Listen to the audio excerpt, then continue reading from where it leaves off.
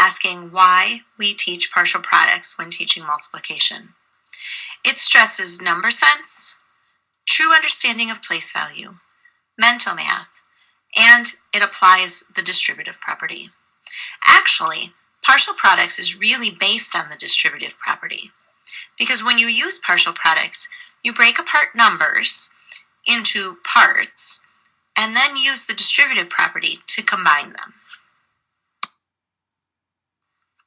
Initial work for partial products begins when students learn how to do single-digit multiplication. Let's look at 7 times 8, for example. Many students don't just know this fact right from the beginning, but we teach them to break the numbers apart into parts that they understand. So, for example, a student may think of that as 7 times 7 being 49, and I know that I have one more group of 7, or 7 groups of 1, however you want to look at it, to make another 7. So my total of 49 and 7 is 56. Some students may also break that apart and say, well, 7 groups of 4, I know that is 28. So another 7 groups of 4 would also be 28, and then combine those to make 56. So breaking apart single digits is that first step to understanding partial products. As you can see here, we can apply that same kind of thinking then as we get into larger numbers. So if I'm looking at 15 groups of 6 or 15 times 6, I can break that into parts. And we begin by teaching students to think about the place values. So 15 is actually made up of 10 and 5. So I need 10 groups of 6 and 5 groups of 6.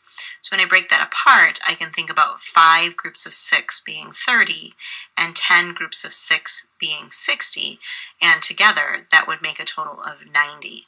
So place value understanding really comes into play with this as well. However, place value isn't the only way that students can think about this problem. They could also think about it as being 2 groups of 15 to be 30, and another 2 groups of 15 is 30, and another 2 groups of 15 is 30. So 30 and 30 and 30 would make it 90.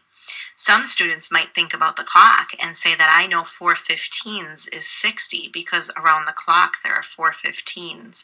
Each quarter hour is 15 minutes. And another 2 15s is 30. So 60 and 30 go together to make 90. Any of these ways would be partial products. There's a distinct connection between the partial products and the standard algorithm. And by building the partial products first, it leads to that understanding of where all those things come from in the standard algorithm. So for example, in the partial products, I would start with the 3 times 7 to get 21, and then 3 groups of 50 gives me 150 for my total of 171 when I think about 3 groups of 57. In my standard algorithm, I do 3 times 7 is 21, I carry the 2, and then 3 times 5 is 15, and 2 more is 17, which is where the 171 comes from. Also in the partial products, it explains where that 0 comes from that we put in on that second row when we move to multiplying by the 8. The 0 comes into play because we're really multiplying by 80 and not just 8. So 8 times 7 is 56, but it's really 80 times 7, so that's 560. And 80 times 50 gives me 4,000. When I put those together, I get 4,560. So in the standard algorithm of 8 times 7 is 56, I carry my 5, 40, I get the 40 from 8 times 5, and then another 5 is 45. That's where my 4,560 comes from. Ultimately, I get to that same conclusion that when I combine that all, it's 4,731. So in all of this, we need to keep in mind what the ultimate goal is. Something to keep in mind is that we are trying to help students to become good mathematical thinkers versus just calculators.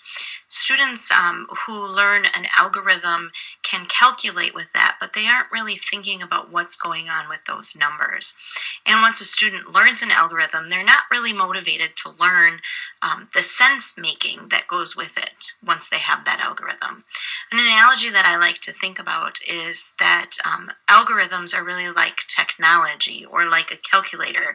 And if you had a calculator present, wouldn't you just use that calculator to solve your answer rather than to think it through? So we very strongly encourage that students learn the thoughts behind the math before jumping into learning the algorithm. Ultimately, we do want them to get to the algorithm, but after they've developed the understanding. Finally, please consider that mathematics in early grades, kindergarten through 5th grade, really lays the foundation for algebraic reasoning and advanced mathematics.